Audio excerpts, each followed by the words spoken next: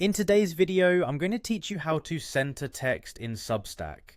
Whether you're looking to enhance the visual appeal of your newsletter or just want to give a specific piece of information a little more emphasis, centering your text can be quite effective. Let's dive into the steps and make sure you've got the process down pat. First, you'll need to start by heading over to your Substack dashboard. This is your control center for anything and everything related to your Substack account. If you're already logged in, great. If not, go ahead and do so.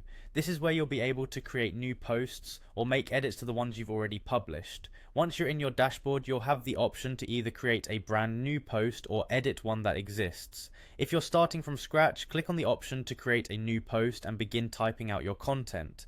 If, however, you're revisiting a post, just click on it to get into the editing mode where you can make your changes.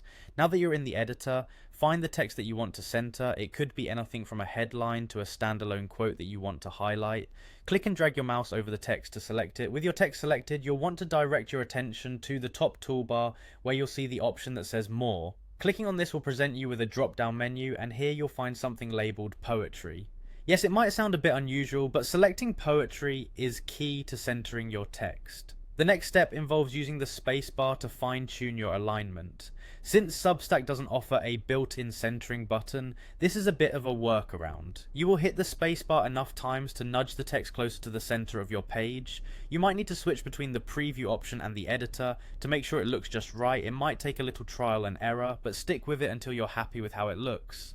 Finally, once you've got everything aligned just the way you like it, take a moment to review your work to ensure everything is perfect. Then if it's a new post you're working on, you'll click continue to move forward with publishing. If you're updating an existing post, just hit update and your changes will be saved. And there you have it, you've successfully centered text on Substack. Remember, while the process might seem a bit manual, it allows you flexibility and creativity within your posts. I hope this tutorial was helpful and that your texts look just the way you want them. Thanks for watching, and feel free to explore more creative ways to format your Substack content.